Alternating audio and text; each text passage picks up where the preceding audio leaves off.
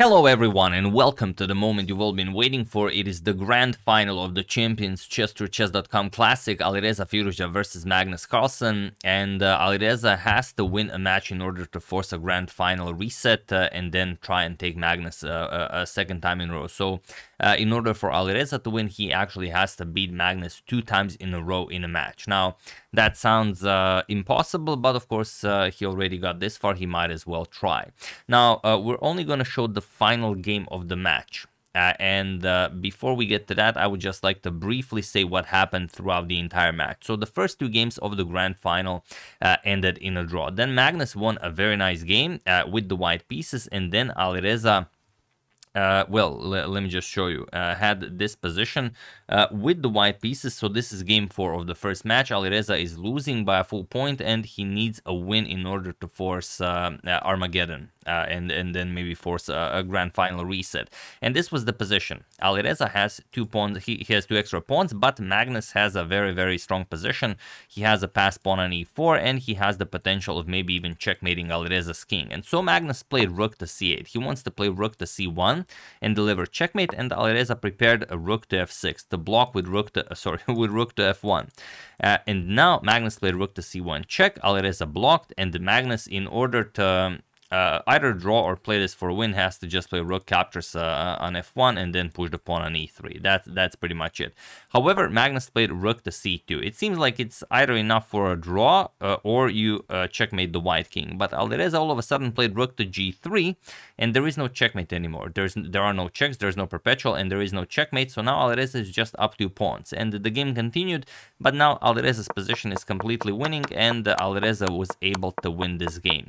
And not only did he win this game and equalize the match, in Armageddon of the grand final, he defeated Magnus Carlsen, and he was able to force the grand final reset. So first game ended in a draw of the grand final reset, second game ended in a draw, and now we go into Armageddon of the grand final reset, where Alireza will be having the white pieces. So of course, you know, in Armageddon, it's best to have black, because if it's a draw, then it's the black player wins, and the Magnus bid as low as 7 minutes. So the game starts, let me just check real quickly what are the exact times. Just give me a second. Yeah, so the exact times are 7 minutes and 24 seconds for Magnus and 10 minutes for Alireza. So those are the starting times. Sorry about.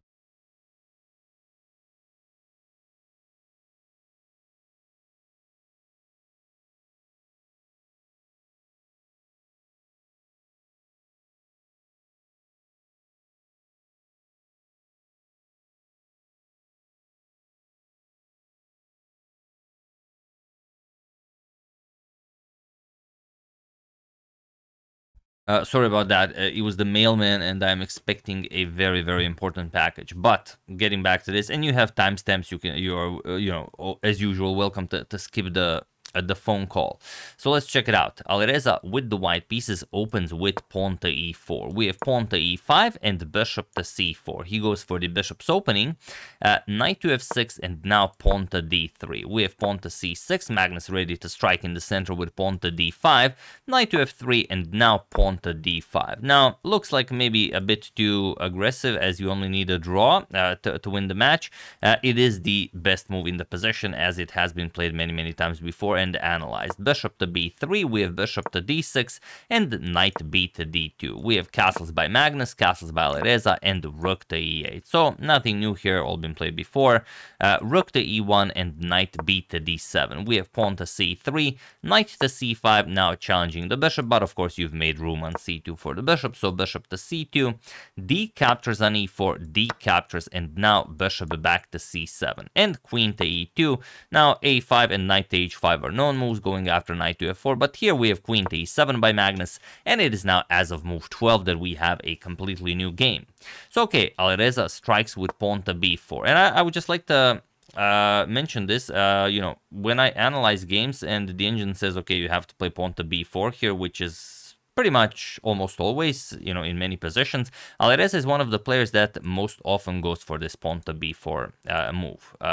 So, you know, just wanted to mention that. Knight to e6, going after the f4 square, and knight to c4. Now putting pressure on e5, and of course immediately knight to f4. Now the e5 pawn is defended, and you are kind of forcing white to play bishop captures on f4. So Alireza does. Bishop captures on f4.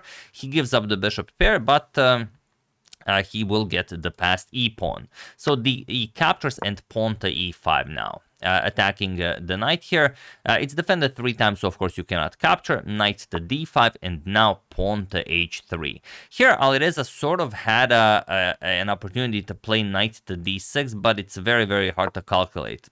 Point of it is that you can't really capture with bishop captures on d6 because there's this in-between queen to d3 move, and now you're in trouble. Either you have to defend with something like g6, but if you do that, then captures, and then the queen is attacked, and also the rook will be attacked, and the rooks are not connected.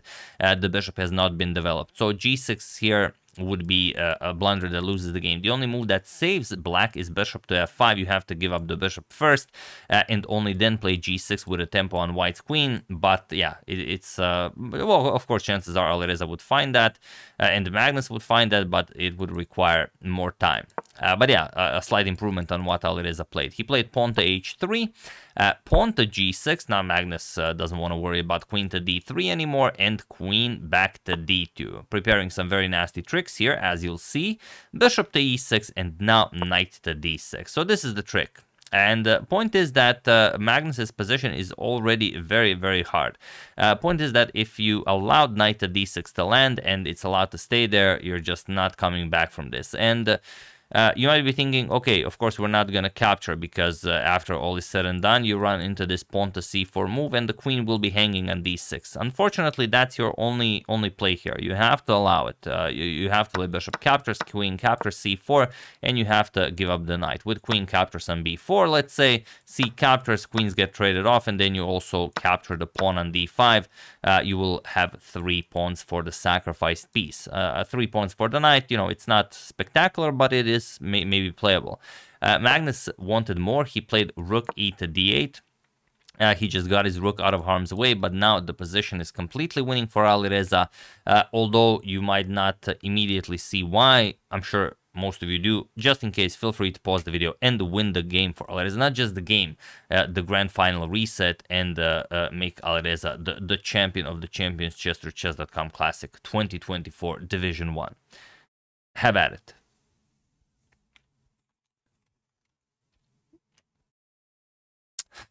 For those of you who were able to do it, congratulations on realizing that in order to win this, you must create a monster knight. And for those of you who just want to enjoy the show, it is pawn to c4. Knight captures on b7 is also very nice, but that's not a very human move, so we're going to skip that. Pawn to c4. I mean, if you found knight captures on b7, you are, you know, you're an engine-like player, but c4, yeah, very straightforward and very, very much winning. The point is simple. You're going to create a monster knight with pawn to c5, and if black tries to trade first, it doesn't work because you capture with an attack on the queen, and then you just win an extra piece. So that's why after c4, Magnus played knight to b6, and now just pawn to c5. And although it might not look as crushing, I mean, okay, you just keep the knight there. You'll see knight to d5 and now bishop to e4. Just very straightforward. You want to eliminate the knight and start winning material, and then go after the f7 weakness with a monster knight on d6, just paralyzing Magnus's entire position. So pawn to b6, Magnus tries to do something. Knight to d4 puts pressure on the weakened c6 pawn. Bishop to d7, and now bishop captures on d5. C captures and queen captures on f4, just winning a clean pawn.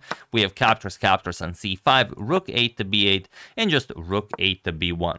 Alireza very happily trades. Rook captures, we have rook captures and rook to b8. Magnus also happily trades here.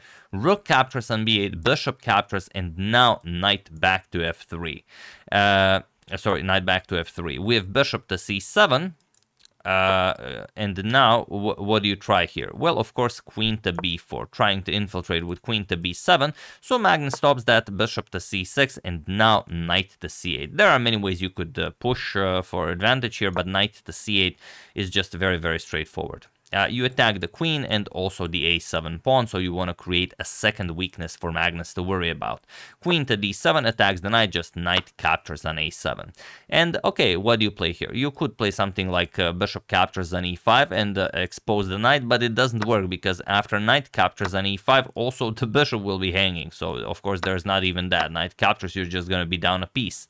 So after knight captures on a7, bishop to a4 was played, sort of trapping the knight there. The knight, the bishop is controlling the knight, but it doesn't matter. Just queen to b7. We have pawn to d4. Magnus starts pushing the past d pawn, pawn to c6 with an attack on the queen, queen d8, and now queen back to b4.